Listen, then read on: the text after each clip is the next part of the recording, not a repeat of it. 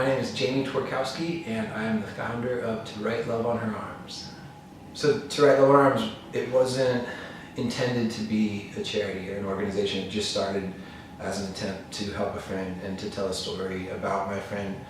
And that story was met with such a surprising response that it's hard to say exactly when, but it would definitely be, within weeks of this story coming out and also us making the t-shirts available. We started selling t-shirts as a way to help pay for my friend's treatment, and just started to realize that it was getting such a surprising response that I think within a few weeks it was sort of obvious that we were being given the opportunity to do more than help one person and to do more than just tell one story. My favorite part of this work that I get to do would be that I meet people, sometimes with tears in their eyes, who say they're still alive because of To Write Love on Her Arms, or people that say their life looks different. Maybe they ended up getting help, they ended up sitting with a counselor or stepping into treatment for the first time as a result of being moved by our message. And so I can't imagine really a better compliment or a better thing to get to hear when you meet someone. So that's definitely my favorite part. My one piece of advice for someone who's thinking about starting an organization, I might give you more than one, but I think first off, it's okay to start small. We started small. I didn't even mean to start a charity. I just tried to help my friend. And it seems like so many things that get big or have success or they grow in some way, they can be traced back to a really humble beginning. So I think for people to know that there's value in the small. And the other thing I think is just to find a big brother, find a big sister, find an organization you can learn from, whether that means you start as a volunteer or an intern. I think it can be really tempting to think we have to start something, but I think a really good way to start is by finding and connecting with someone who's already doing the kind of work that you're curious about. So for us, for the first year as an organization, we were under the umbrella of another nonprofit organization.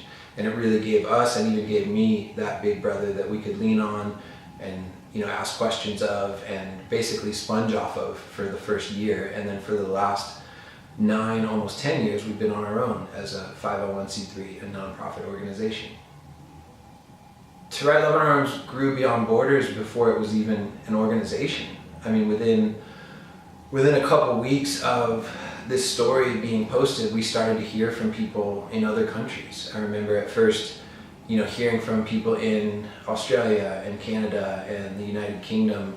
And so that was what kind of made it obvious that something really special was happening, that something really surprising was happening, that this story was taking on a life of its own and it was making its way around the world. And 10 years ago, that was in a place called MySpace, and essentially that was the beginning of social media. So today that might happen on, Facebook or Instagram or Snapchat, but we really got to see the beginning of sort of this social media world that you guys are growing up in, and we really got to see the best of what can happen when young people get excited, when young people are passionate and choose to communicate and choose to use whatever influence they have to spread the word. And so that happened very early on, and it made it really easy to be excited.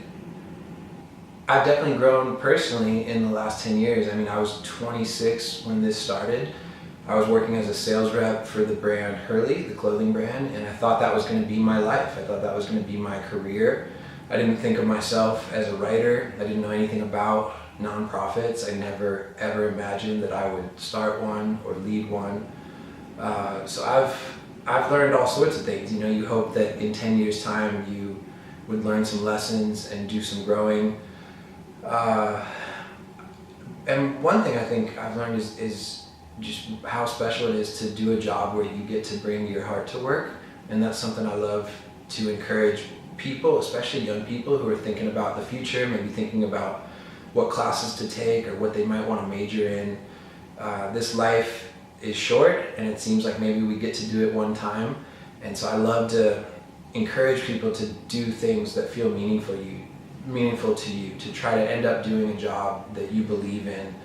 Figure out what moves you, figure out what breaks your heart, and how you can be part of the solution. So I think the biggest thing I've learned is just that I'm so thankful to get to wake up and try to help people, to get to wake up and be creative and use some things that feel like gifts, and I get to work with a great team. But maybe most of all, I get to be honest. So I think, do a job where you get to be yourself. That's what I've learned. Oh, my book, If You Feel Too Much, was written over a 10-year period. And so along the way, I thought a lot about writing a book, but I didn't realize I was actually writing it. Some of what appears in my book, it first went up as blog posts. There's an email to my mom. There's a couple Instagram captions. It's very, or not, I don't know about very, but it is outside the box of a traditional book in terms of how it was written. So it's really a collection of maybe the best things or my favorite things that I've written over the last decade. And in that sense, it was unusual, because typically you think of someone kind of going away and in a specific window of time, whether it's a few months or a year, sitting down and writing this book. But for me, it was really a collection of a lot of different stories that kind of fall within my story. If you are watching this and it's been a hard semester, if it's been a hard year, or if it's simply a really bad day, if you're in the middle of a tough time, I would want to let you know that you're not alone. Would want to let you know that it's okay to be honest about how you feel, that you deserve some safe spaces, some safe people who you can be honest with. I think everyone deserves a support system, a community, a group of friends.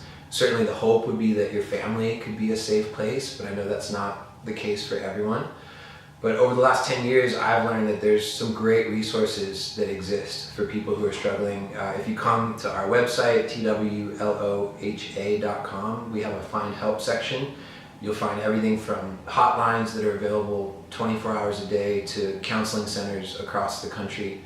And so we've really come to believe in those two things, that you deserve people that you can be honest with, and you deserve whatever help you need. And so if you're struggling, please don't give up. Please know you're not alone, and know that this stuff is just part of being human. It's part of being alive. I'm someone who struggles with depression, and I'm not embarrassed to say that. I'm somebody who has gone to counseling, who takes medicine for my depression, and those are things that have helped me. Those are things that I'm not ashamed of, and I say that in hopes that it might make it easier for someone to be honest about what they're dealing with, and to know that it's okay to ask for help.